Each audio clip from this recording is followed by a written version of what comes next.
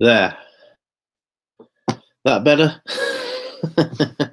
Honestly, this is totally weird. I clicked it. I did click it. Unmute microphone just now. Well, there you go. There. Oops. That better? Honestly, this. Mute him. Right. Well, that's not bad. Hello, Rusted Beetle. You're a new subscriber, aren't you? So, hello and welcome. Sorry you had to come in on this unprofessional startup. Oh well, it's something I can look back on and laugh at later.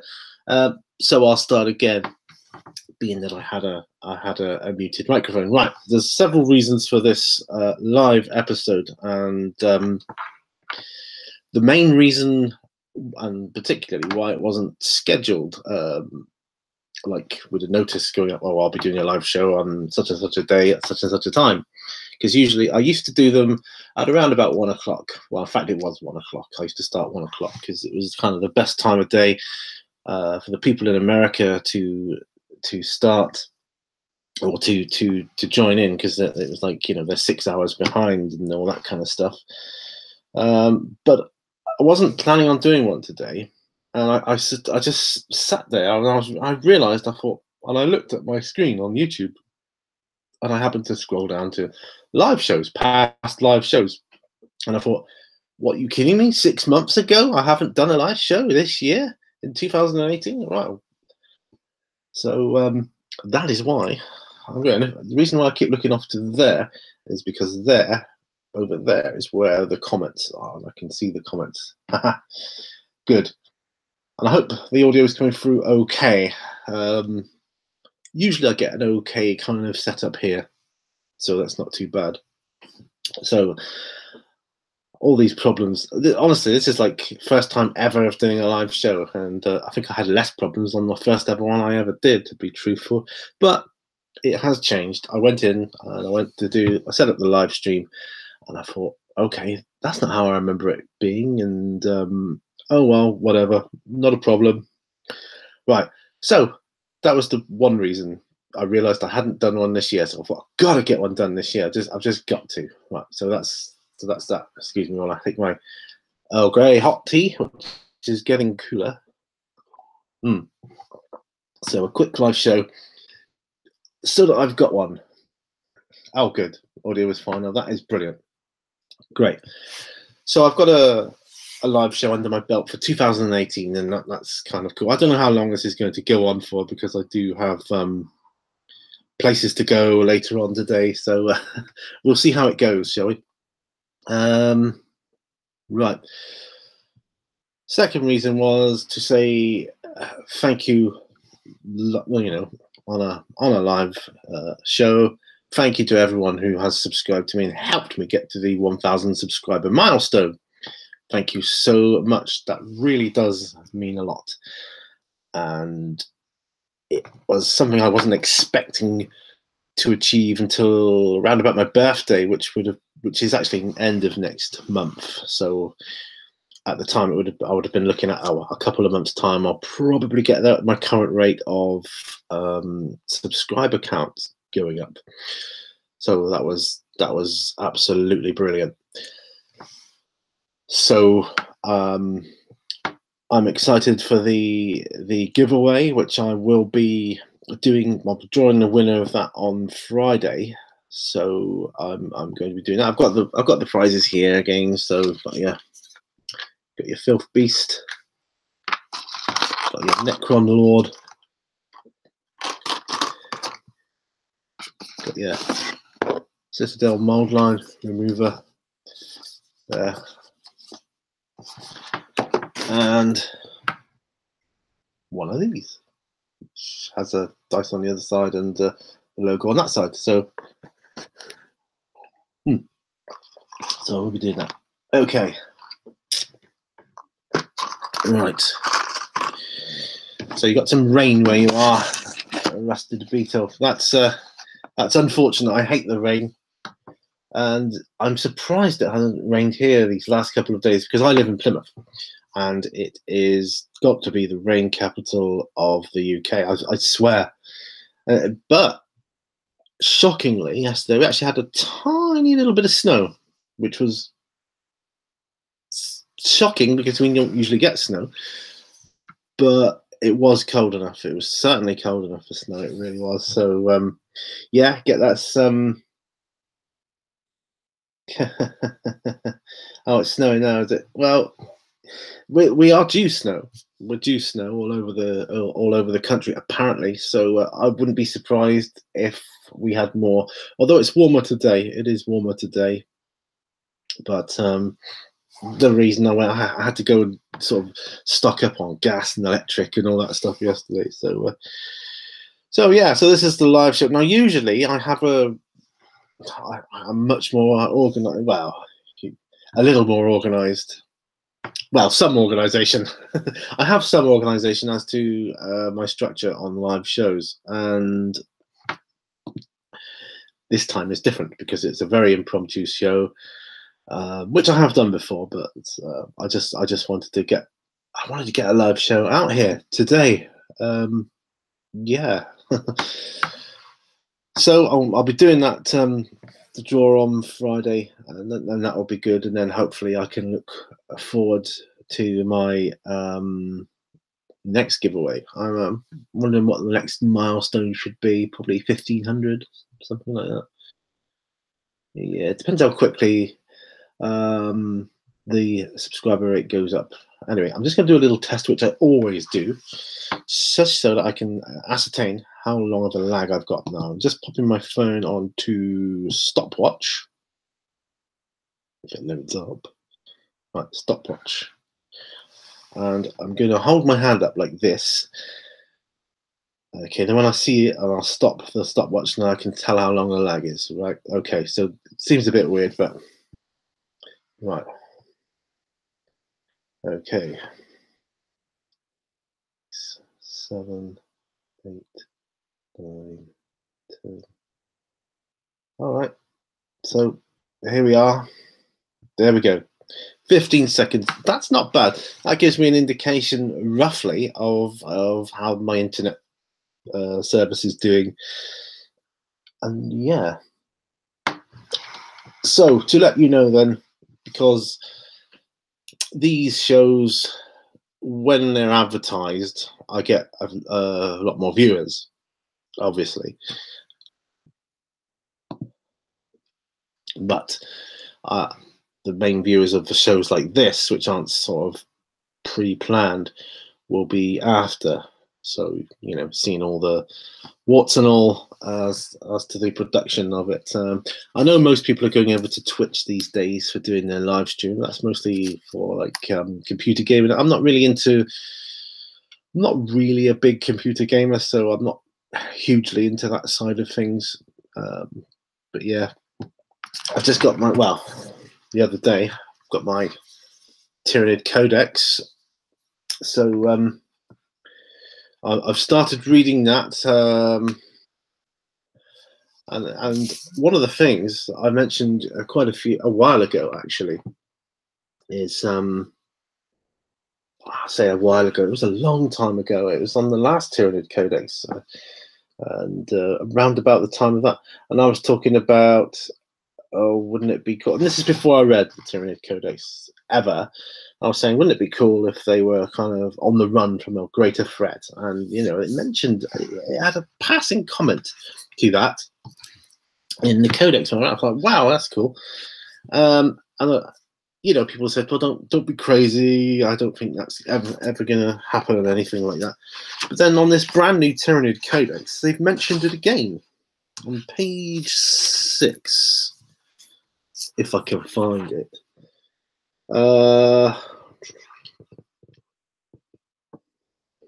So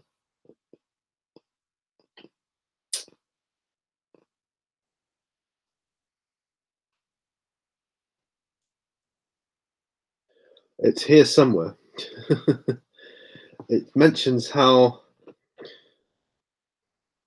the Tyranids are on the, or could be. What about if they were on the run from a greater threat?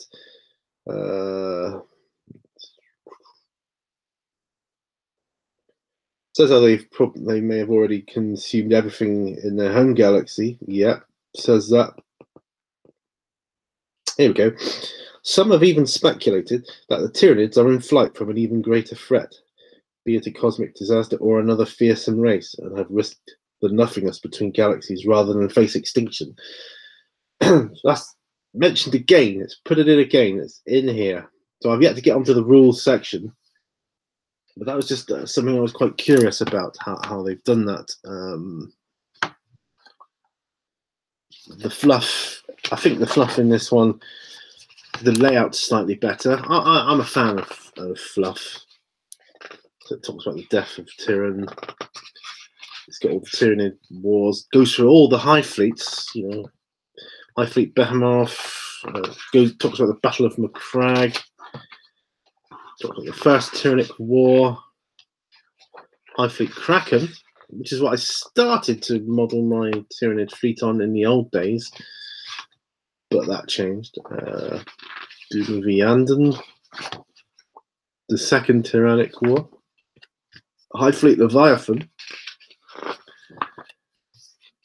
the War in Octarius, Battle of Baal, Third Tyrannic War. Just talks about the galactic feeding grounds. It talks about a lot of things. High Fleet Jormungandr, High Fleet Hydra, High Fleet Gorgon. Now they look like a cool color scheme.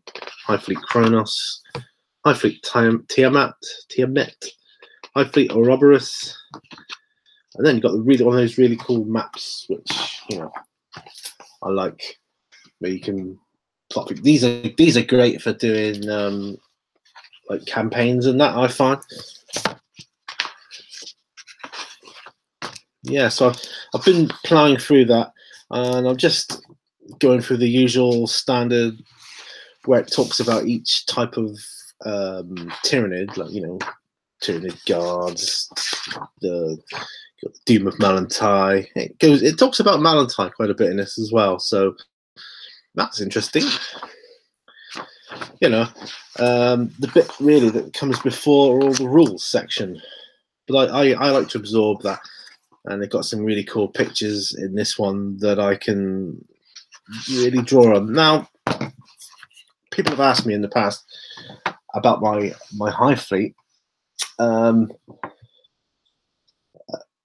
why I paint my Tyranids all different colours, and the reason is, my fluff for it is, they consume different planets, and depending on what they absorb as to what color they churn out, basically. So yeah, that's why, and I've said it before, so people generally know this. Okay.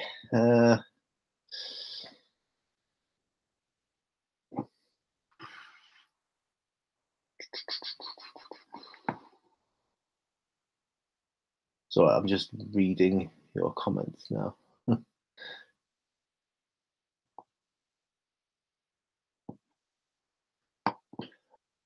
Well, the orcs were overjoyed to be at war with the Tyranids. They just love it. However, one of the orc factions were wiped out.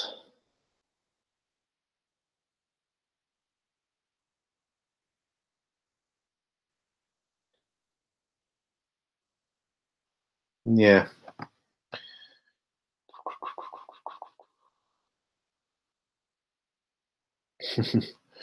Yeah, I mean, it'll be interesting to see the next Orc Codex, see if they buff them a bit, because I understand that some armies have got to be lower, they've got to be at the lower tier end of the scale, but I don't think it should be orcs. I think they got a bit of a rough deal last time around. Yeah, I think orcs are the greatest thing to have in a campaign. If to have a fun campaign, they are. But anyway, I'm digressing here. There was something else I think I wanted to talk about, but I can't remember what it was. Oh yes, of course. Right, so I was just having my tea a moment. Of course, it was the Games Workshop interview. I had just to let everybody know, if I say it here, and I'll say it in a couple of places, then I haven't got to keep repeating myself. But I had an interview with Games Workshop last Monday, and it was my first interview in 15 years. It's a long time because I spent 11 years at Royal Mail, and then working for myself, and it's been a long time since I've had to go to a job interview. So it was different but similar, if that makes any sense. And I felt it went really well. I didn't expect to get it, so spoiler alert there. I didn't get the job, but and I didn't. In all truthfulness, I didn't expect to get the job because I probably came across a bit disjointed with my interview technique. I'm out of practice, man. I'm absolutely way out of practice. But I didn't expect to get it, but I do feel I had a good interview. It went really well. There's nothing. I don't think I could have done anything better. I got a little distracted when one of the other staff members came in the back, and they were coming in like the storeroom, because that's where we were holding the interview. Me, the store manager, and some GW recruitment officer who come down from like Nottingham or wherever, and he came in the storeroom to get some terrain or whatever, to set up some tables for the players outside. And I found that a little distracting because I was really in the middle of a big long spiel, and in he comes. And I said, "Oh, I'm sorry, I'm a bit distracted here," because I had to wait for him to leave so I could carry on. But there you go, it happens. I'm obviously not meant to be working there in Exeter, although I like Exeter. I'm just going to pop my mug out the way. So yeah, I've got other jobs in the pipeline, so it's all going to be. I might have to. So I had to give up one of my self-employment jobs as karate instructor. I just had to give it up because it was getting too much. And I've still got my other one of editing and literature and things like that. Literature, articles, that kind of thing. So I've still got that, but it's not really enough. I could do with some other stuff too. I did used to have quite a healthy eBay. What do you call it? Like a bit of an Aladdin's Cave shop going on eBay. I could kind of start that up again, I suppose. It's quite time consuming. It's not hard work, but it's time consuming, and I feel my time can be better spent doing other stuff. So editing and proofreading, which is what I could be doing. Anyway, not to worry. I just need to make sure. I'm not sure how long this episode will go on for. They used to go on for an hour to 2 hours, but yeah.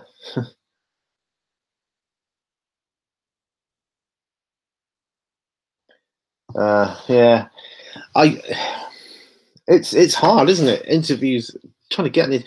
I was very pleased that I got the interview with Games Workshop, however, because they knew my medical condition and they still asked me to come in for interview.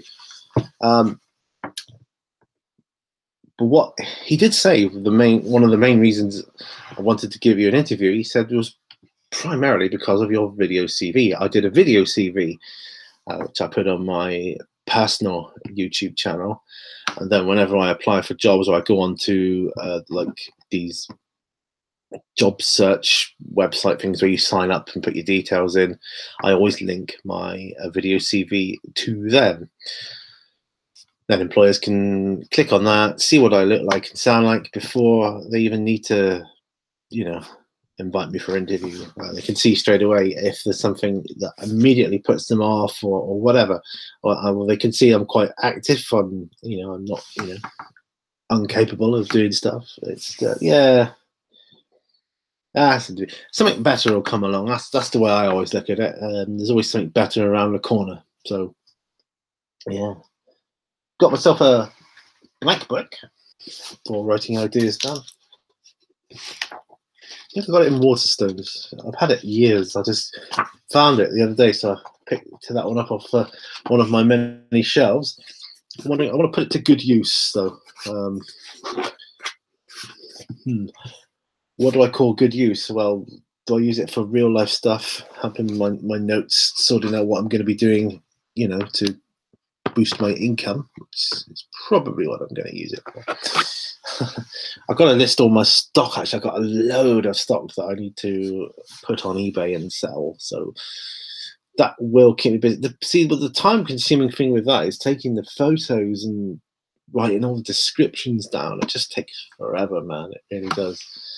I'm hoping to get some more games of D&D 5th edition in sometime soon. Wondering if I could get that record, because some channels I see the RPG stuff, some are really, really cool, really it works really well, and others it does not, and it doesn't always fall to the ones who've got the most professional setup, i.e., they've got like all the people and their little icons and their faces around the screen and who they are, and it all lights up when they're talking, and all the bells and whistles. That doesn't necessarily make the best watchable RPG for me. So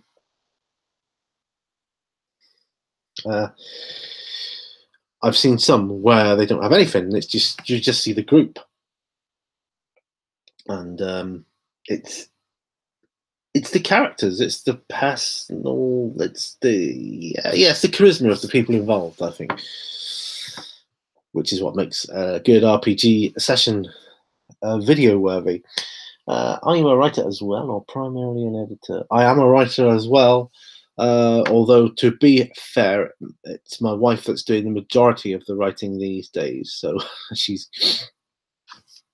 nearly finished her second book, and I'm about halfway through editing that one. I edit that one, then I put it out to beta readers, then it comes back, I edit it again, after she's put her embellishments in and all that kind of thing, and it goes out again, comes back, go through it once more, publish. There you go. It's quite a long process.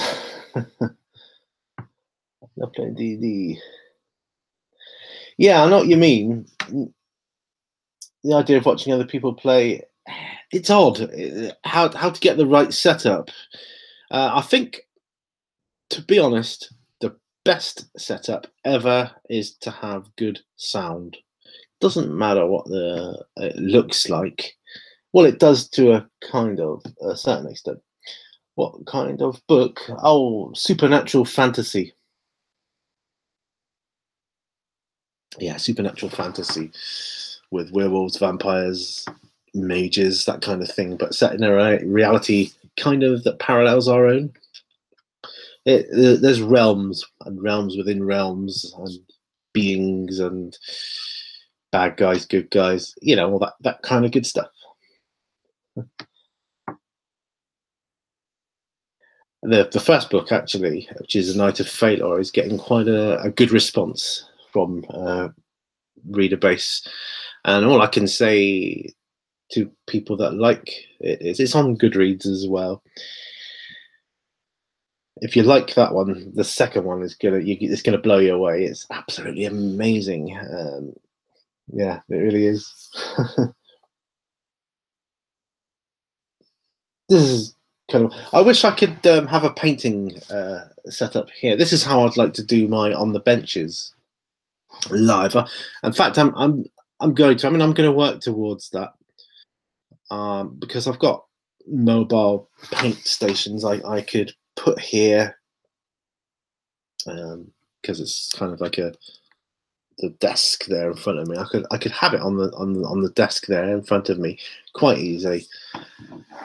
I've done building ones before.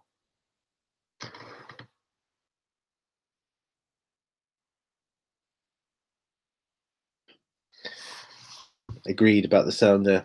Yeah, I've done building ones before. When I used to be into bolt action, and I did a few building live videos then somewhere in my video collection. Although where exactly, I don't know, because I've got quite a few videos on YouTube now, in excess of well over 1,000 videos, and it's difficult to find them sometimes. I have gone through. I mean, they're all in playlists, which I like, but they're all some of the older ones. I have gone through. I go through occasionally and get rid of the ones that I'm not happy with the quality of, but I do keep the ones that are kind of like in a series or a long-standing series, so that I can see how far I've come, if anything, with video making. But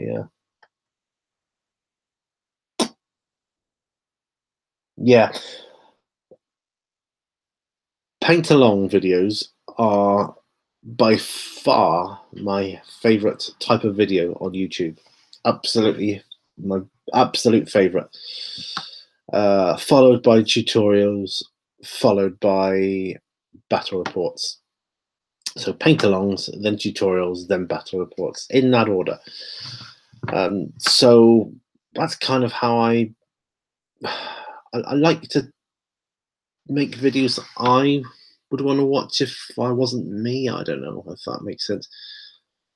Yeah, the type of videos that I like to watch. So I prefer paint along videos because that helps me. I enjoy making the video. I like chatting away and talking about, various things. And it helps me get stuff done. I used to have a shelf of shame that was like, up to the ceiling. I mean, nothing compared to some people's stash that I've seen, but it was quite considerable. And I used to look at it and think, ooh, I shouldn't really be buying more models, because I mean, look at the state of it there. It's getting bigger and it's getting out of hand. But once I started my On the Bench series, it just went down to nothing, and then gone. And I don't have a shelf of shame now. So maybe that is a shame. A shame that I don't have a shelf of shame. I was going to go out to the Mini Warzone studio today and do some painting, actually, but the shock of not having a live episode out this year, it just, I was in complete shock. I thought, no, I've got to do a live show. I've just got to do one. So here we are.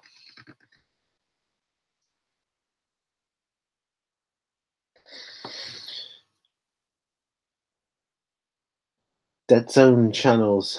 I don't know Dead Zone. Looks cool. Star Wars Legion. Yeah, I'll give that a go. Watch it and give that a go. Definitely. Haha. Yeah. Now, I used to have a job when I worked for Royal Mail. It was a perfect job it would have been ideal. I wouldn't have been able to watch the videos, but I could listen to them. And it would have been perfect for that type of job. Yeah, absolutely perfect. But alas, I didn't get into the hobby until I left there. So, but yeah, audiobooks are cool. I like Douglas Adams as well. I've never really read Terry Pratchett. I think I've read one of his books, like the first one, Colour of Magic, I think it was, when I was a kid. Yeah, I've got quite a few Douglas Adams novels if I look around. Yeah, I've got The Hitchhikers and all that kind of stuff. Yeah. Yeah, so where was I?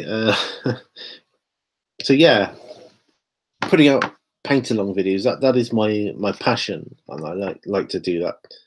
And I'm getting messages flash up on the screen here now. As I'm recording this, I'm getting messages on other YouTube videos. That's quite cool. Let me just close that one down because it won't go away else. So Dead Zone is by Mantic Games. Yes, skirmish level games. They are becoming more and more popular, I think, the skirmish level games. And yeah, I like I like War Machine and Hordes, but I think I prefer Hordes slightly more. See, to me, after 40k, that's a skirmish game. But now I'm getting into Necromunda. I think, well, that's a skirmish game. But it's great. Playing on a 2x2 board, that's brilliant. 2x2 board, that's fantastic because you could set that up anywhere. That's brilliant. You know, that is brilliant.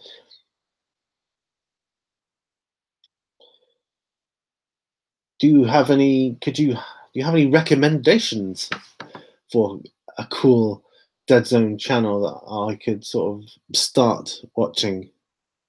That would be good.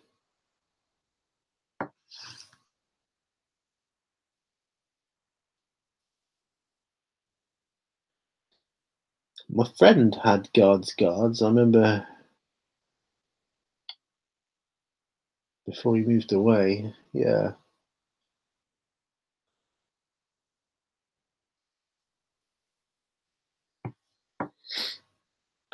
I'm trying to think the other skirmish games I've got.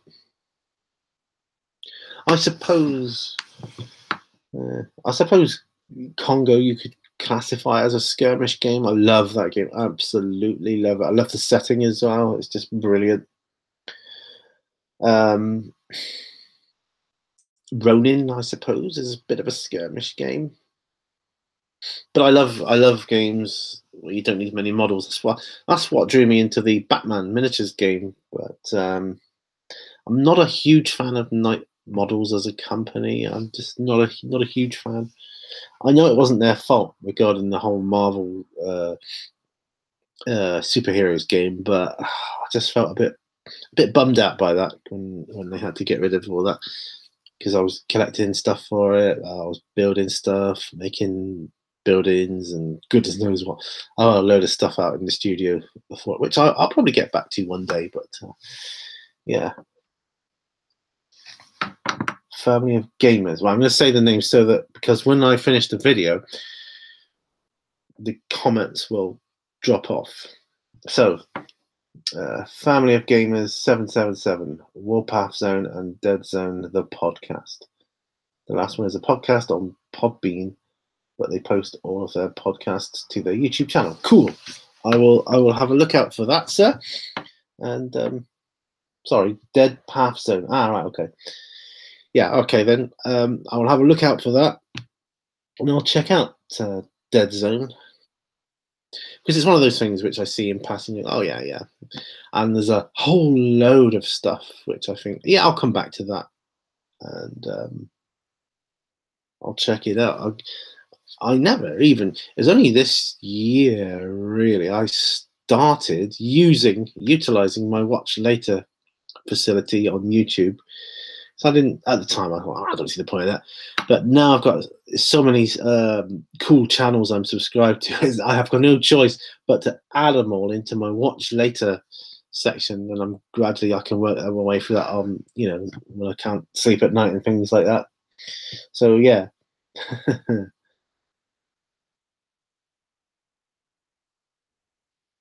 Yeah, it'd be nice to be able to, I don't know.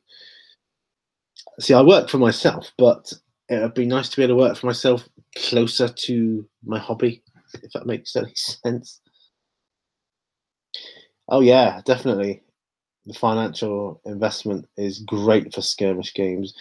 But I mean, I've got storage is minimal. Yeah, the games are great. Exactly. I think it's brilliant. I mean, I do have friends who are old hardened war gamers. I've got one in particular who's been wargaming for longer than I've been alive, and he doesn't really like skirmish games. He likes big epic scale battles, the type that takes a weekend to do. and that's fine. You know, if you like that sort of thing, I mean, that's okay once in a blue moon. I think, you know, once in a while. But for me, skirmish is the future. I like skirmish. Um, Definitely, it's the way forward.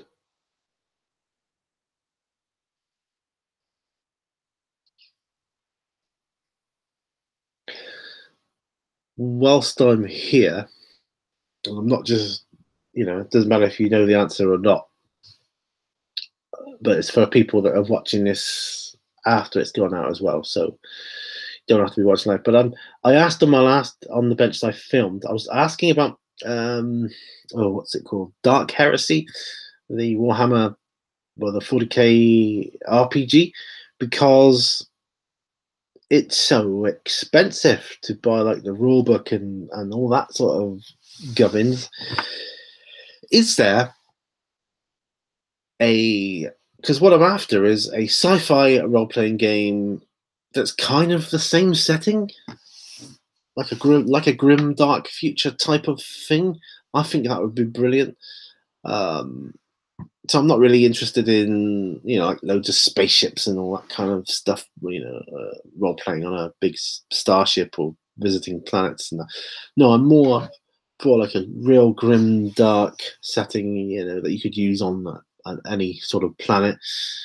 And you don't necessarily have to be like, you know, amazing heroes in a story, you know, but just something to get your teeth into, to make a good story, a good narrative, and have fun with.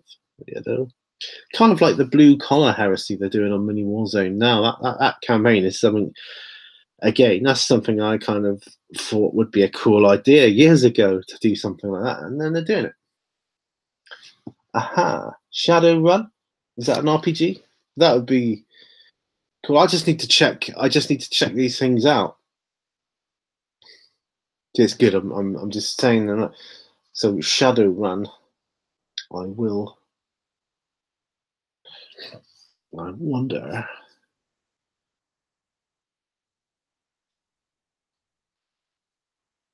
No, I best not do it on here.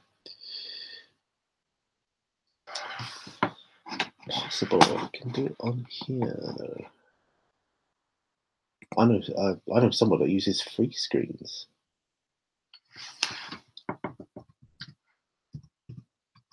Let's see what's coming up here. Ah, yeah, Shadowrun RPG.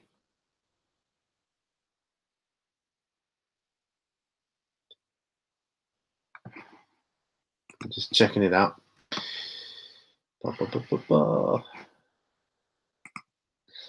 It's directing me to Amazon.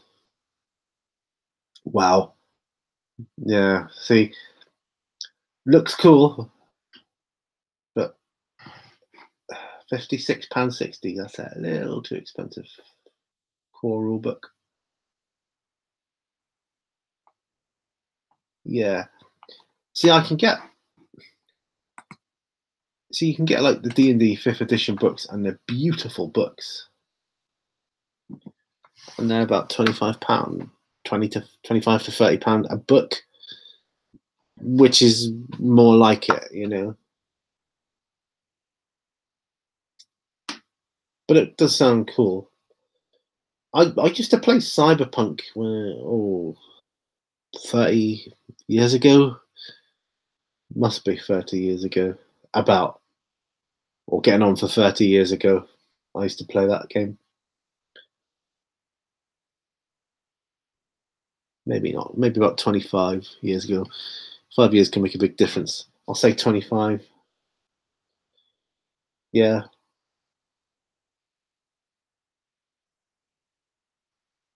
Ah. So I don't usually sit this way around. I'm usually the other way around. Oh, I'm making a collection of my MDF. When I get MDF terrain, all the odd bits from the sprues that you throw away usually, I'm going to see if I can make some terrain out of that. Must be able to make something out of it. I'm going to try. Can't see it here, but I've got the Horus Heresy, all my Horus Heresy novels over there. Well, the ones I got are about 2, 3, 4, 5. I've got about 20 odd Horus Heresy novels and books. Right, okay. You can find quick play rules to try it out. Yeah, I might do that. Try out Shadowrun. I'll do that with my see.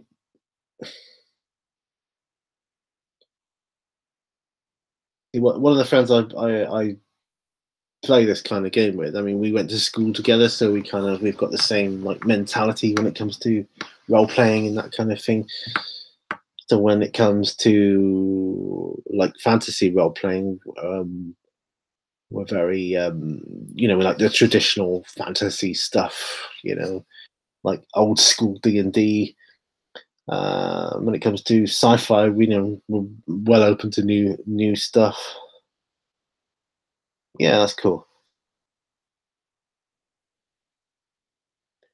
What got me back into Dungeons and Dragons was actually the free rules that you could download and start playing it. And I was like, hey, this is similar to how I remember it, like when it was good.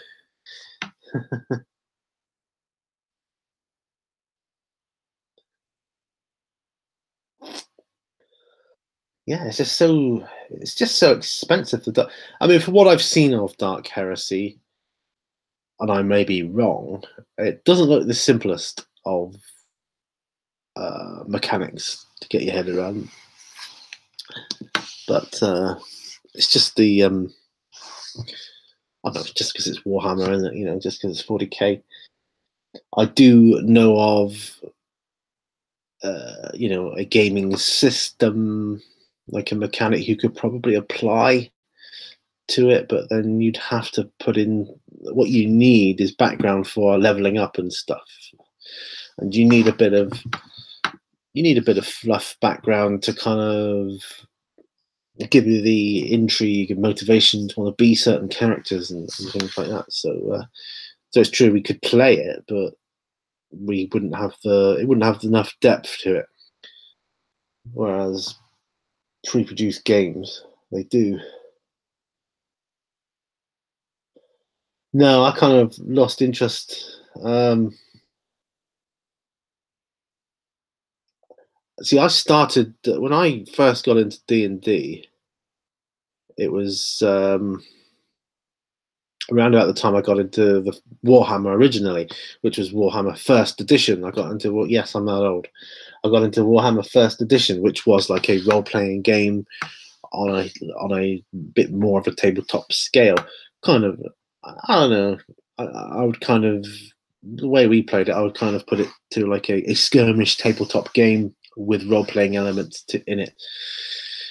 It was that box set with the books with the picture of like the Citadel Knight on the front. That's the time I got into D&D, and I got into D&D. I got into D&D the basic. I had the basic box set, but my friend he was into advanced D&D, and that was a different thing, and I wasn't aware of that. And I thought because there was no internet then, and in my naivety, I went ahead and bought the D&D Expert box, thinking that must be what he meant. Oh, hey, Mr. Mini Dreams, welcome aboard. Good to hear from you. Yeah, I thought that's what he must mean, but it wasn't, was it? Advanced D&D and those box sets were completely different. Well, they weren't completely different, but they were different enough, I think. And so that's how it started. I'm trying to think what year of schooling I was in. I honestly can't. But I've got such good memories. I mean, after school, get their homework done. I'd rush off. I'd meet my mate halfway, and then we'd walk to my other mate's house, meet another friend who would be there, and we played D&D. We was always getting into trouble, always, because we would play too late, and of course, like his mum would come in and say, like, you got to go to bed because you got school tomorrow and stuff like that, and she'd kick us out. But she was great. She used to make us tea and buns and all that kind of good stuff. And yeah, and then of course when we left school and we weren't under the same sort of constraints. I mean, we had our like I think we all had a job when we left school quite quickly. No, I had a job. Two of my friends went into the sixth form. The other one did something else. I can't remember now. But anyway, we weren't under the same sort of time constraints, and we would play into the early hours. And I wouldn't care, we'd finish 2 or 3 o'clock in the morning. I'd go home like, oh, like this, and you have to get up for work the next day, and I just struggle through like a zombie, Oh, they were good times, man. They really were. And we had such that. See, from my memory, the D&D system. I don't know if it was the system that made it, but those were the best games of D&D I've ever played in my life. And I'm sure it's not just the rose-tinted nostalgic viewpoint. I don't think that they were the best games. They really were. Was that because it was like a simpler or a simplified system? I don't know. But you started playing D&D when you were 8. You were 8. Wow. Whoa. So I must have been 12 when I started playing D&D. Yeah. Wow.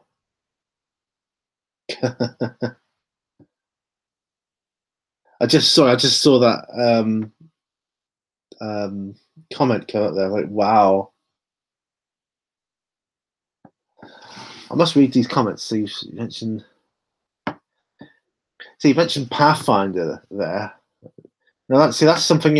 Is Pathfinder anything like the old school D&D? I've never even looked into Pathfinder. I've just kind of I've just been 5th edition all the way since it came back, because I left D&D when it kind of started getting. For me, it got a bit ridiculous.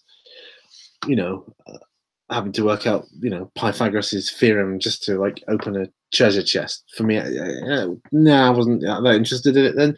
That could have been the group I was involved with more so. I don't know, but that would be interesting.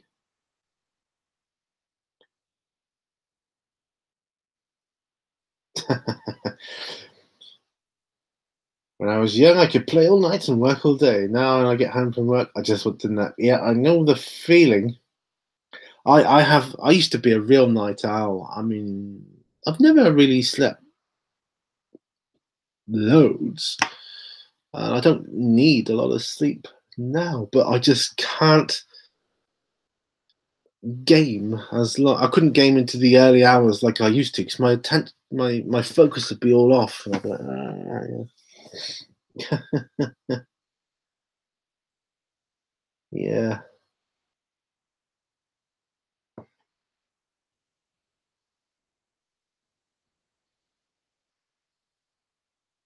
All right. Cool stuff. Yeah. You've got me on a tangent now, D&D, because oh, those such good memories. Really was.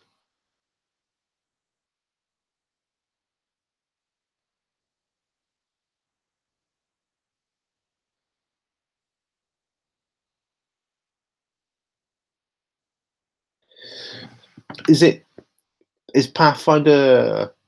How would you compare Pathfinder to 5th edition? Is it uh, is it simpler? Is it more complex? For say a new person, or how would you find it? Is the universe well written? Background? See, I've always looked at it and thought,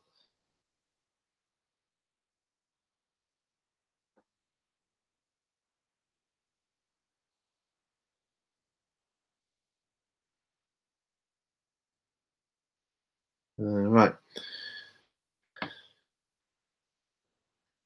See, for me, I like 5th edition so much. I'm kind of reluctant to step outside of that now for my D&D stuff.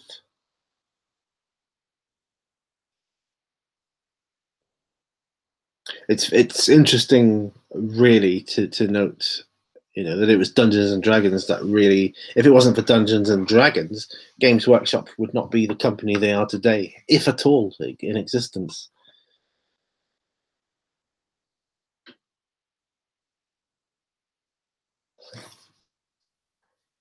Yeah, yeah, I've got a lot to thank D&D for, really. Of course, you mentioned D&D now. Everybody thinks of D&D as this huge, titan of the role-playing genre. But back then, it was just some weird indie game, wasn't it? It was like, what do you mean no board? What do you mean there's no board to move your counters around? What kind of game is that? Uh,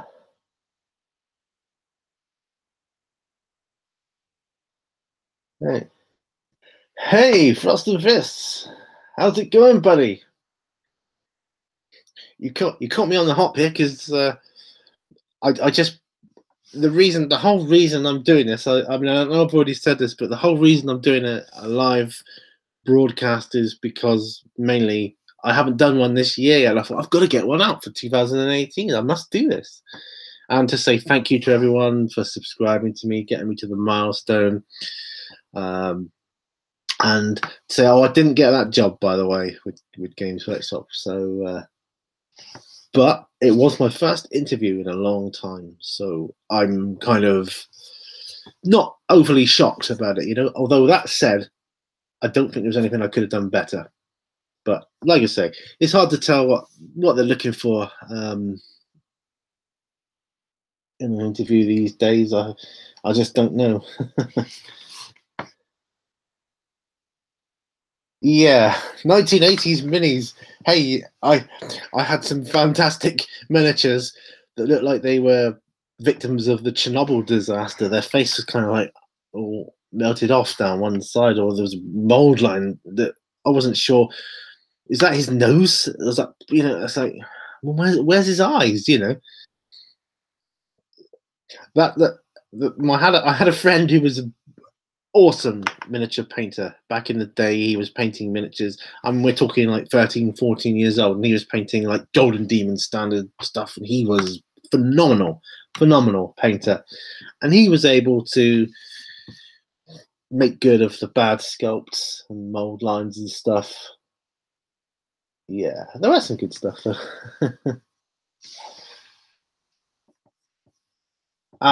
Thank you, my brother.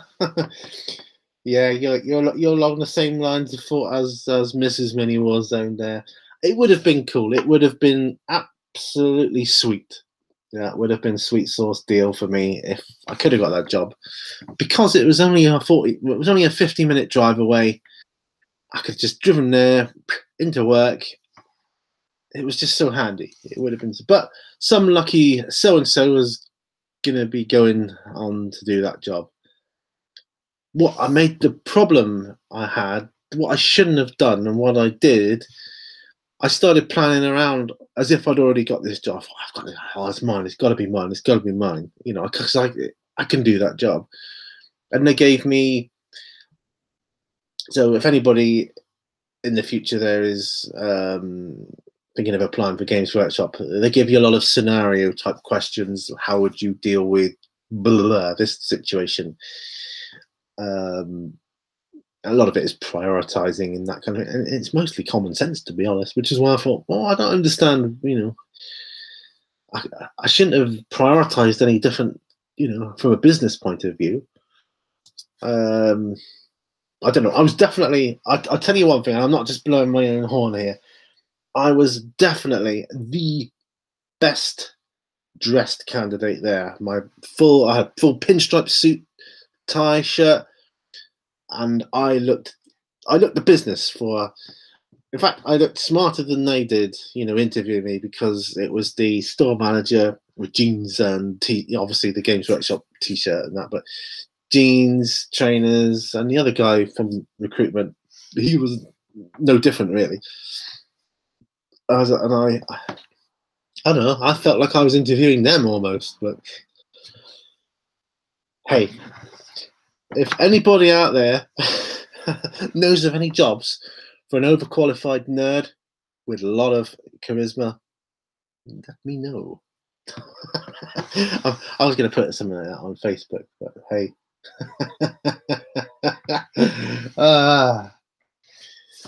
So right, I'm looking over to see their comments. What we got here?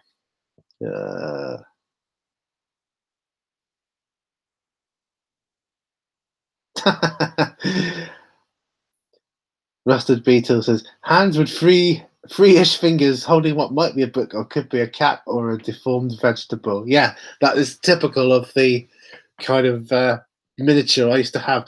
And in those days, with no internet, you had to rely on these mail order companies, didn't you? And I can remember having like the leaflets with no pictures, even just like knight or paladin with shield in hand, and oh yeah, tick that box. I'm going to order that, and you get it. It's like, what the heck is this? Go to your next D&D game. Yeah, this is who I want to play next. Yeah.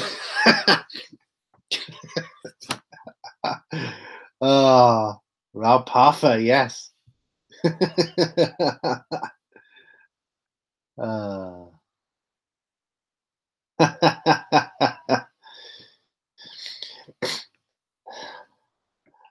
Oh, there were, wow. Yeah. So the guy in before me in the interview, so I know I'm jumping backwards and forwards, different conversations here, but the guy in the interview before me, I mean, he came out.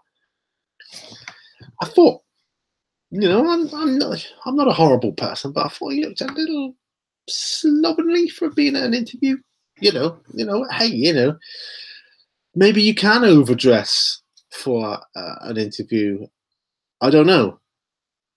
I was always brought up, told, look your absolute smartest, be the best you can be. If you're going for a job as a road cleaner, you wear a suit and a tie, get a briefcase, take that along, and you speak the Queen's English and have a ironed handkerchief in your top pocket. Otherwise, don't bother. And that has always, in the past, that's always worked for me. I'm just shocked now because before I started work at Royal Mail, I used to pick up a job as easy as going to the newsagents and getting a paper. If I didn't like a job, I was like, nah, I'm quitting. There's my notice. A lot of the time I didn't need to give notice, but I did. I'll say, there you go. This is my last week, or this is my last day tomorrow, and I'm by the end of the week, I'll have another job. It was easy. Not now. I suppose, but like I said just earlier, at least Games Workshop gave me the interview, which is more than most other companies are doing. So, yeah, it's more than most other companies are doing. And Games Workshop knew I had MS before I walked in the door because it was on my video CV. So do your video CV; it gets you interviews. I'm telling you, because not many people do them.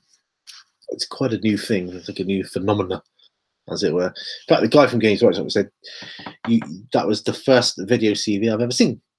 So, but there you go. He did say, I feel like I know you already, your personality and stuff. And, well, they wanted me in, so I went up. It was a day out anyway.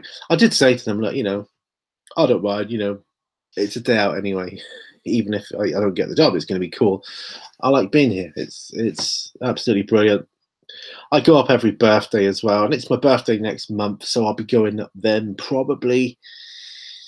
I'm in a bit of a dilemma, actually, because I've been putting back some funds aside, and I've been, saving from, different sources, a little bit here, a little bit there, bit from Patreon there, and I'm wanting to get, there's these Zoom voice recorders, which, I mean, I'm getting a portable voice recorder, a new one, because the last one broke.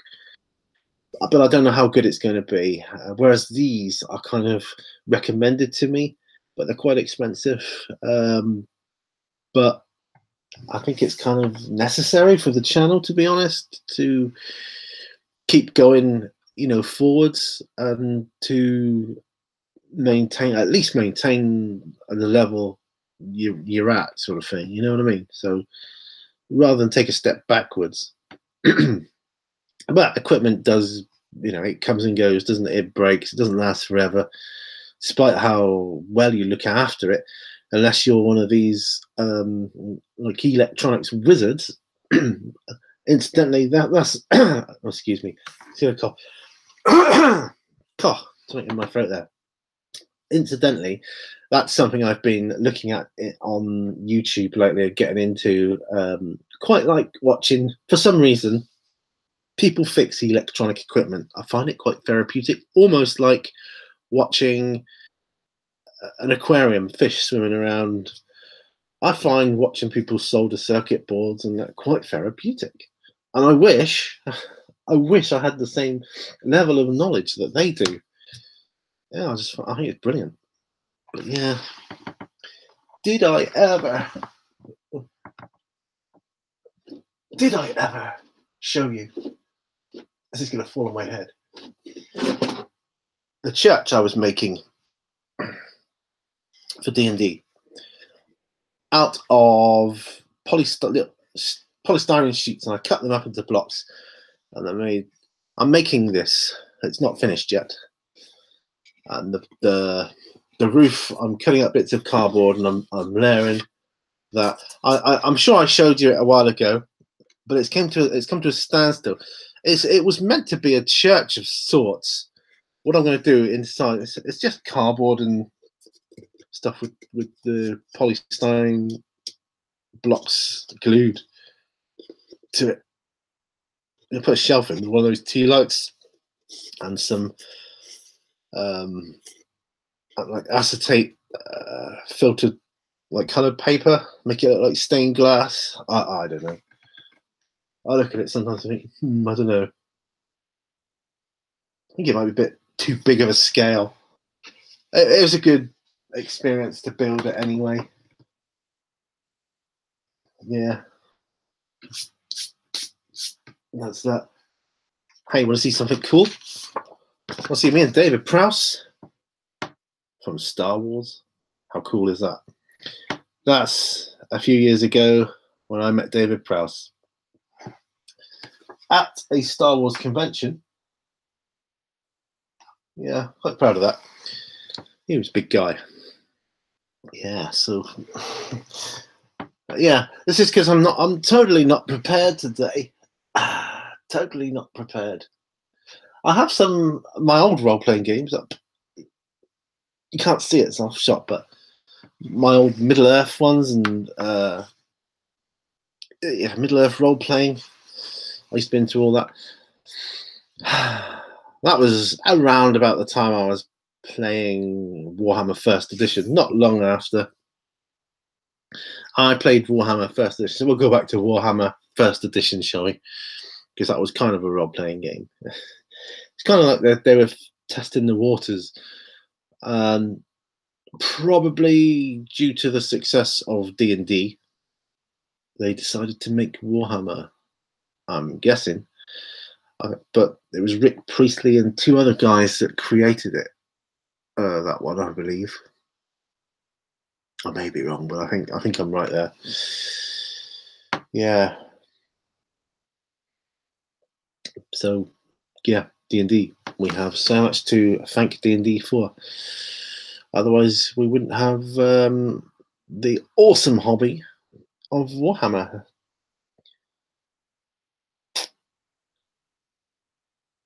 Because Games Workshop, I know I've said this before, but Games Workshop, when they started, what they sold was traditional handmade wooden board games, like chess and backgammon,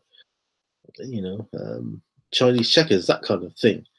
That's how they started. I think he was called John Pierce, the guy that made the games. I'm sure he was called John, or John something. He was called John something. Ian Livingstone was the guy that used to go around to all the retail outlets and try and sell the games that he made, whilst Steve Jackson did all the behind-the-scenes kind of management of the company they set up as a trio back in the day.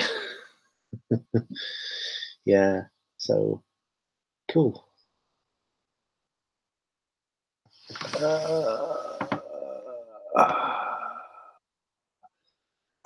H.G. Wells and his book Little Wars. Wow.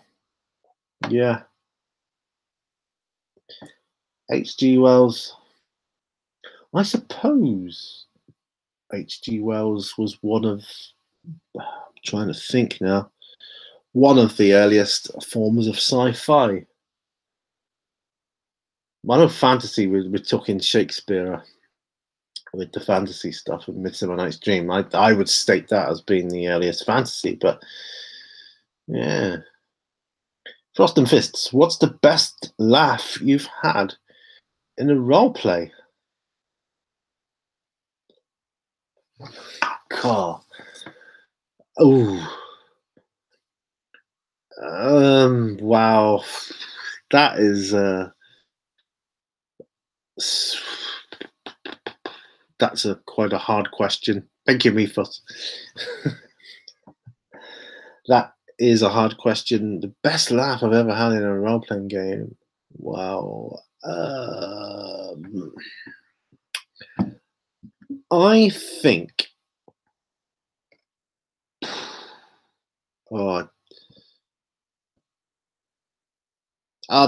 All right. It might not be the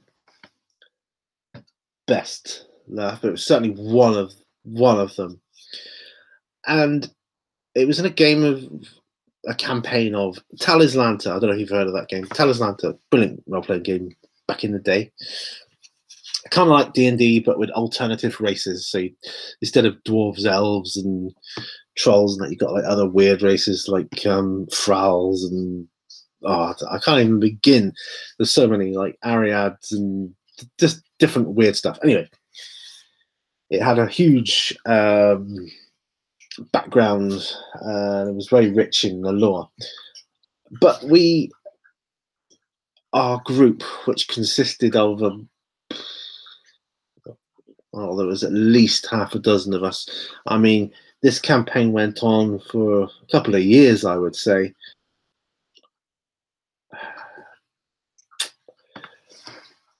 But during this time, see, I lived in a flat at the time, or an apartment, whatever you call it, in a downstairs apartment. And luckily, I knew the lady upstairs. Because our group grew so large, I had to go upstairs and borrow a table and some of her kitchen chairs. She didn't mind. She's like, yeah, it's fine, you know. And we played Talislanta. Now this is so I lived there with my first wife, and I lived there, and we were both involved in this game as well. There was the games master. He was called Pete as well, funnily enough. At any one time, there are at least half a dozen of us there.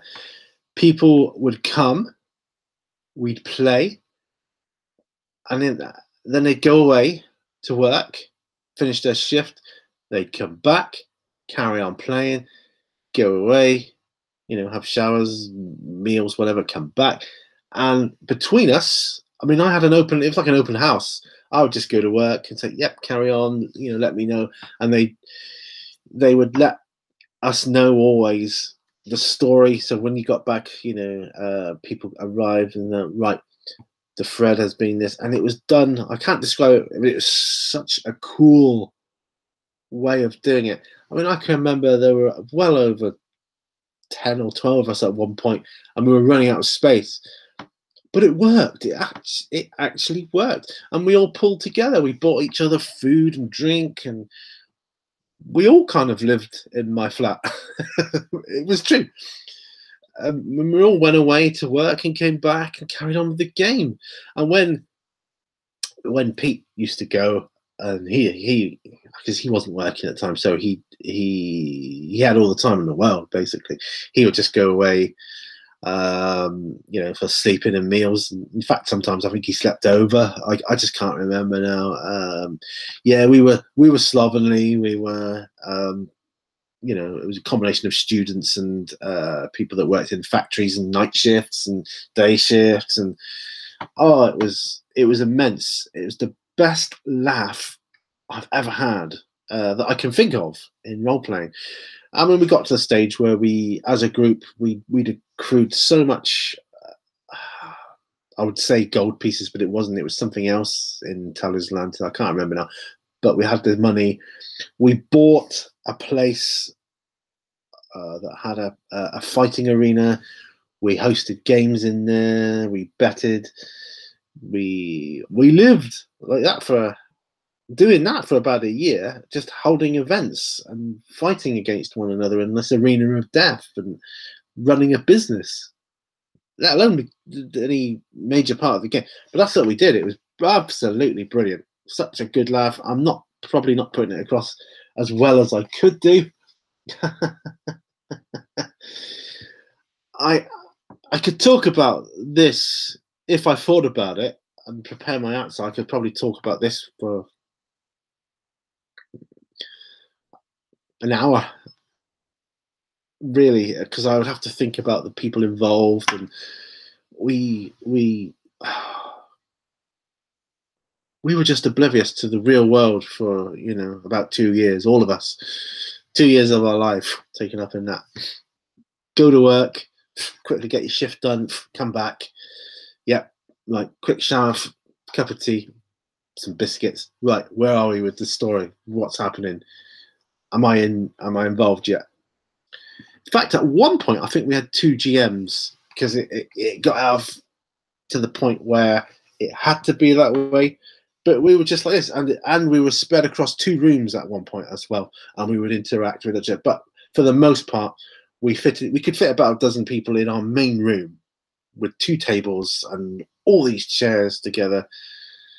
I mean, there'd just be like knocks on the window door. Hey, it's me. I'm back. Oh, it's Mark. It's the troll man. Let's come on. We're going to go off and do this, or we're going to go off and do that. I just cannot emphasize enough how much fun we had. And for me, that was the pinnacle of role playing. Talislanta. It was amazing, absolutely amazing. It really was. That's okay, Rusted Beetle. Have a good one. Catch you later. I will catch you later. So yeah. Actually, what time is it? The time is 15:09. That's all right. I've got a bit of time yet. But yeah, that was definitely it ranks in my top 3 anyway of the best time I've ever had role playing. I love role playing. I absolutely love role playing, because when I started role playing, which was the Dungeons and Dragons and Warhammer First Edition, it was just pen and paper. And then I joined the D&D club in school, and they were using little miniatures, little lead miniatures, and I thought, whoa, that's kind of like another element, like another something else to add to it. That's brilliant. And D&D club in school was run by one of our teachers, Mr. Abbott, and he would, I don't know, he obviously booked a room out in our lunchtime. This is how it started anyway. He booked a room, and there was only about 4 or 5 of us at the time when we first started who knew a little bit about Dungeons and Dragons. And yeah, he wanted to play as well, so he was really interested in. You could, I mean, obviously he would have been, otherwise he wouldn't have started the club, but you could tell his enthusiasm for it. And he was kind of relying on a couple of the members as well for their expertise. And we were all a bit naive, really, to be honest. But the group I took away from that, the people that I ended up taking away and forming our own group outside of school, we really kind of got our act together, I think, and we learnt the rules. I mean, I learnt the rules anyway, but we knew what we were doing, and we were like, look, we can get a few miniatures, and we got to the stage we had our own little club, kind of. I don't remember how much we put in, but every time we played a game, we put, you know, a little small amount of money in. You know, we're going back a long time, you know, 20, 30p a go. And then when we got enough money, we'd buy expansion sets, some more figures that we could all use. And it was really, really good. I believe when we kind of got to a stage like, you know, I don't know if I'm, you know, you get to that stage in life where it's like, I don't know if I'm going to be able to make this anymore because I've got commitments and, you know, I've got a girlfriend and you know how it is. Back in the day, you get a girlfriend, first thing she will do is make you get rid of all your mates. that's cliche, and I apologize for that, but that's how it seemed.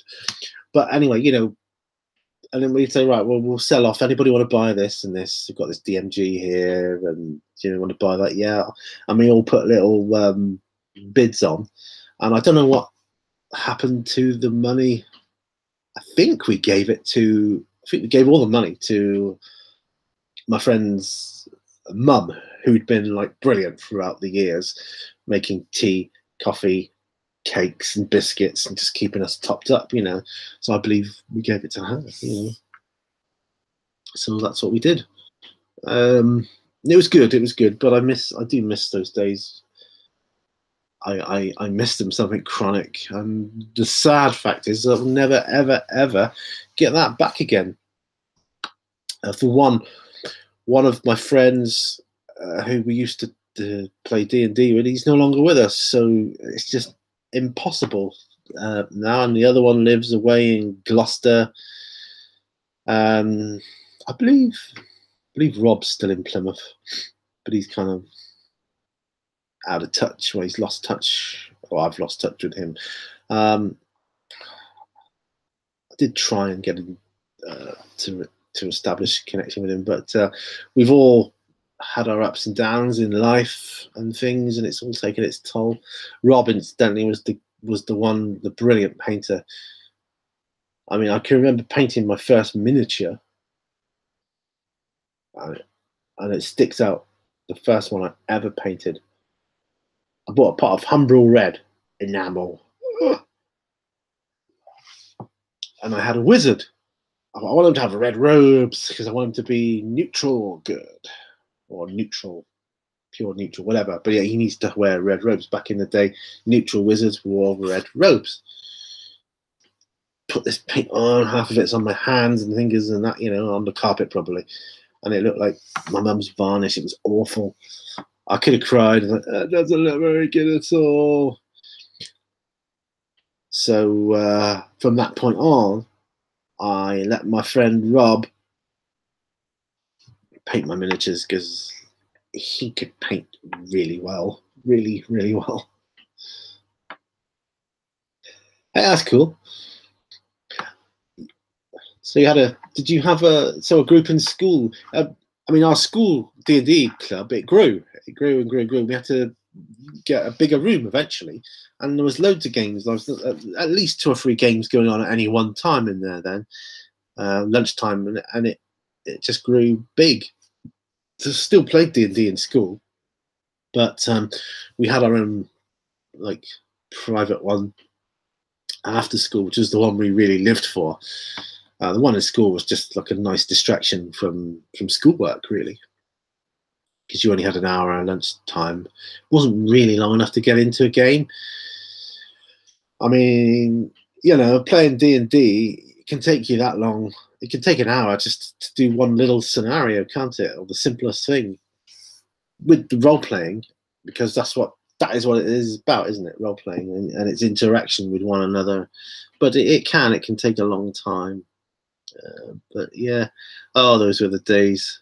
I am actually in contact with a few people that I used to go to school with, and several of them were part of these groups still. But everybody lives, you know, different parts of England or even in the world, you know. That said, I don't think Simon was in part of that group. Yeah, I got somewhere. I got one who went to Japan, one who went to Australia. But I don't think they were involved in it. They were just school friends. Yeah, so I'm digressing now. I could really use a cup of tea. But don't forget, though, you people, you will be in the draw on Friday for all this stuff here and there, which is obviously mug.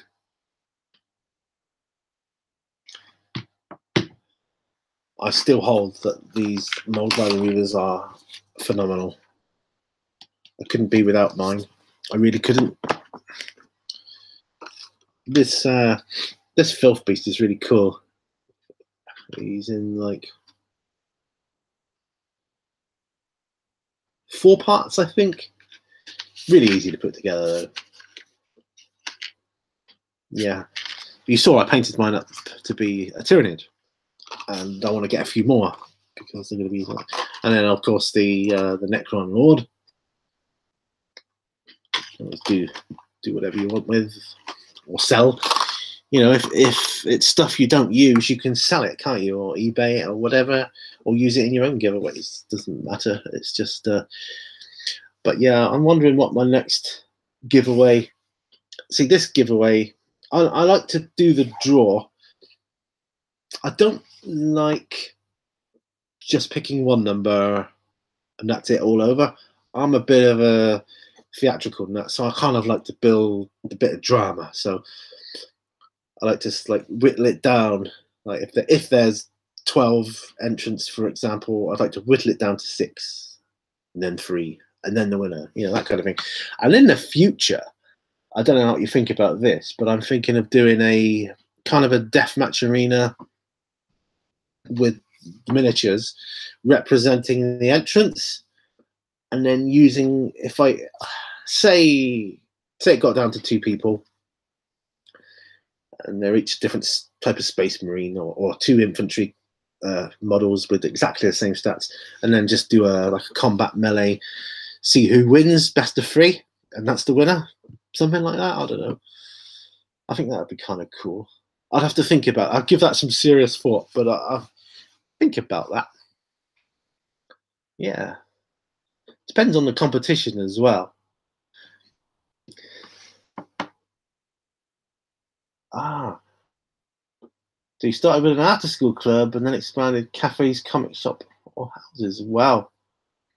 There's a cafe which I'm planning on going to sometime soon in my city that does role playing. They host role playing. I don't know what it's going to be like though, so I'm planning on going there hopefully soon to check it out and hopefully find a new group there. Because the trouble with my group is it's all the times, you know, everybody's available at different times, and that's kind of a little problematic. Whereas this place, everybody knows the opening times, they know it's going to be there at such and such a time, and they have to be there then, or they're not going to join in that game. So hopefully, if we join in a game there, you're going to get your game more regular. That's what I'm kind of hoping for, anyway. Plus, if you're in a cafe, you can order food and drink and all that kind of good stuff. Deathmatch sounds awesome. Yeah, I kind of depends on the contest or the competition. Like, say, this is probably not what it's going to be, but say it was a contest for, you know, a certain amount of subscribers. We'll say 2,000 subscribers. Right, to enter, you have to be a subscriber. You get an entry. Okay. Say you can be a grot, an orc grot. If you do a shout out, you can be I don't know, a shooter boy or something like that. You know, and it gets bigger. And if you do a video, you can be like an orc war boss. You know, or equivalent. And then all these people, being all these characters, they can fight each other, and I could set it up on a board. I don't know, a bit of background music, kind of make it theatrical. That's just me. I don't know. I mean, the whole face-off thing I quite enjoy. It's quite good. But for a competition, I just like to build excitement and have people rooting for one side of it, because it's still going to be random. At the end of the day, it's going to come down to random elements. Maybe there could be other factors of the competition. If you do something else, you can get a better weapon or something, and then when you go in for the arena, it's still not going to guarantee you to win, but it's going to help your chances. So I don't know. I will give it some serious thought later on. Oh, cheers, buddy. Yeah, I don't know when I'm gonna get around to it. I've got to locate it first. I know it's not far. I'm just got to work out parking, and there's another club actually that's not too far away, and I really want to check it out because they do Dark Heresy, but there is nowhere to park around there. That's the only problem for me. Is the parking side of things. But Dark Heresy, I'd love to get involved in that, because as I was saying earlier in the episode, Dark Heresy is just so expensive to get hold of now. It's ridiculously expensive. And we talked about Shadowrun, but that's pretty expensive too. And that's how we came on to going back to D&D. If there was a D&D 5th edition, if there was a mechanic similar to that, but in a sci-fi setting with the same kind of price structure for books and things, I'd be in my element. That would be brilliant. That would suit me down to the ground, Oh, excuse me, pretty on. Whoa.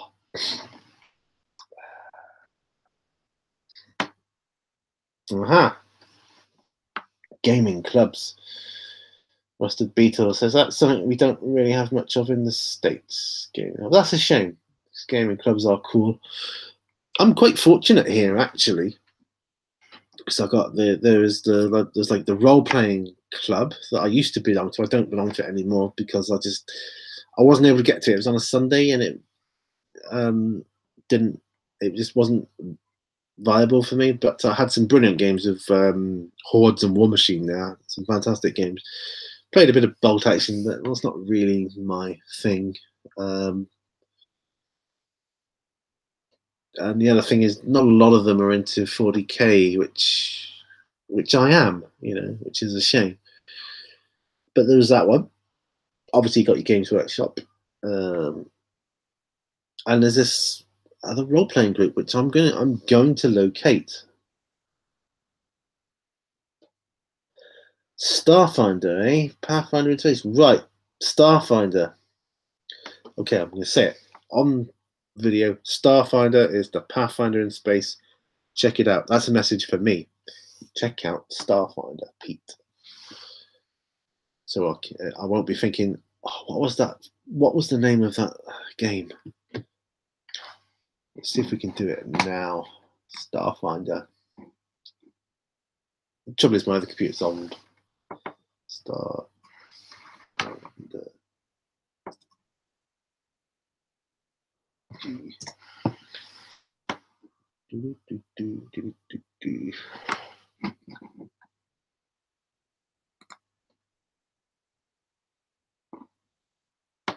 Waiting for my old computer to load up.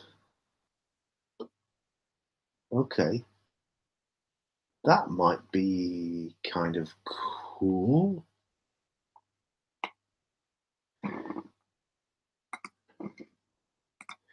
Just going to look at it on Amazon. Right. Core rulebook, £35 in numbers. That's more like it. That's what I'm talking about. That £35. Yeah, I'm okay with that. That's cool. Right. Oh, we got some novels as well. That's good. Yeah. Terrain. Wow. Hey, that's cool. I like that. Right, Starfinder. Starfinder for the win. I shall look that up, definitely.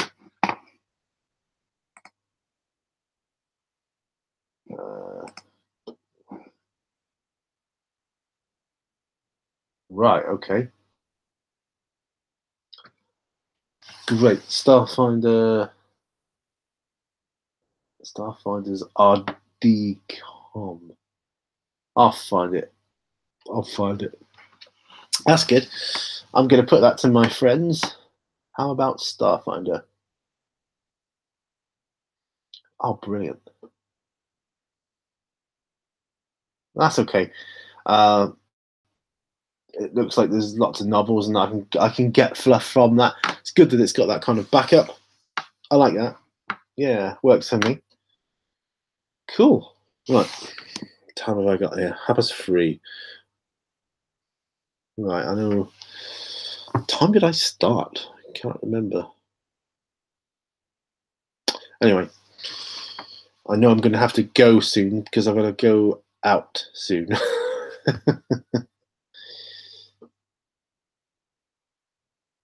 That's all right.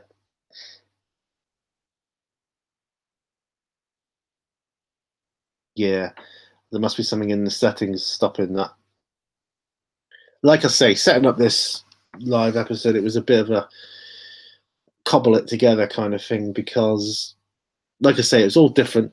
There's probably something in the like there must be a block spam message type option somewhere, and it's probably set to block all web addresses or something like that. 2 hours ago? Are you kidding me? I've been babbling on for 2 hours, and you're still here. Hey, that's cool. 2 hours ago. Wow. Well, that is awesome. Absolutely awesome. I only meant to when I thought, oh, I'll do a live show at the last minute. I just quickly set it up, plugged that in. Yeah, this will do. I thought I'll do a half hour, and that's my live show for 2018 then. And I started off with tea Earl Grey hot, and now I haven't got any Earl Grey.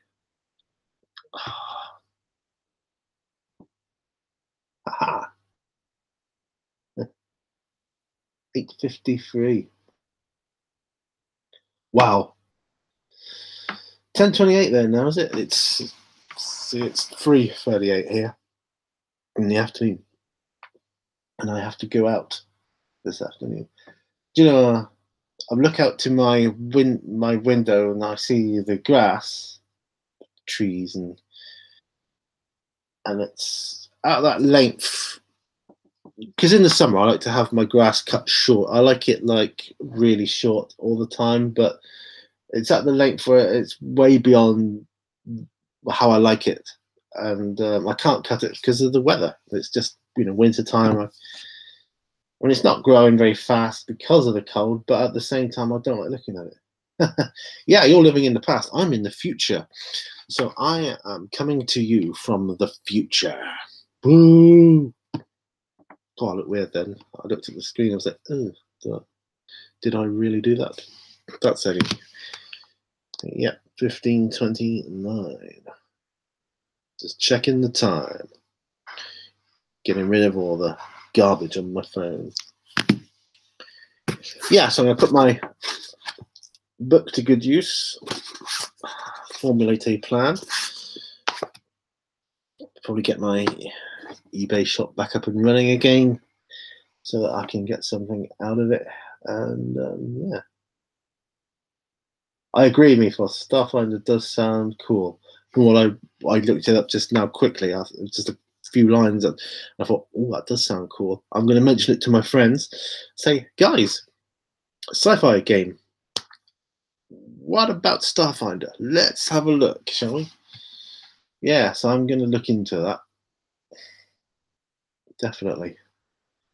Well, I guess I better end the show then. Much as I don't want to, but I've got to go out. I've got to go. I've got to pick up my daughter.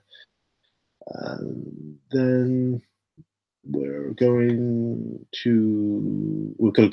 out for tea, and then something else is happening. I can't remember. Tomorrow I've got someone coming around to service our boiler because we don't want that packing up in the winter.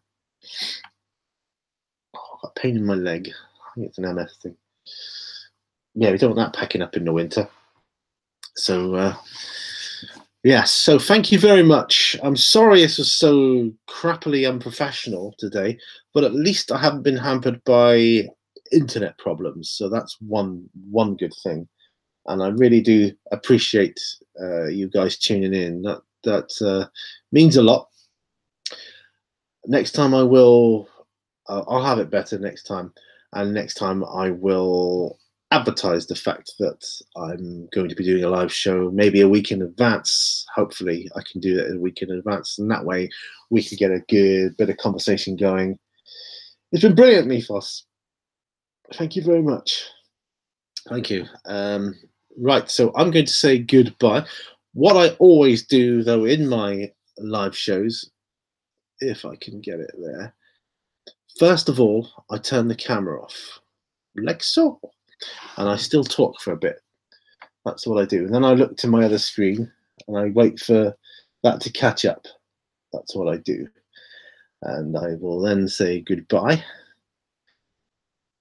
It's been wonderful having you on board. Oh, there we go. I can see it now. It's caught up already. It's not been much of a lag all day. And that is, well, these past couple of hours, been about a 15-second lag. And that is brilliant because the last time I did, I think it was about 35-second lag or something. I know one of the episodes I did, it was quite a bit. And I don't know why, because it's about the same time of day. But anyway, thank you, gentlemen. Thank you so much for tuning in. It's been great having you on board. It will be better next time, I promise. But at least I've got a live show out in 2018. Hey, remember, all brushes lead to war. And bye for now.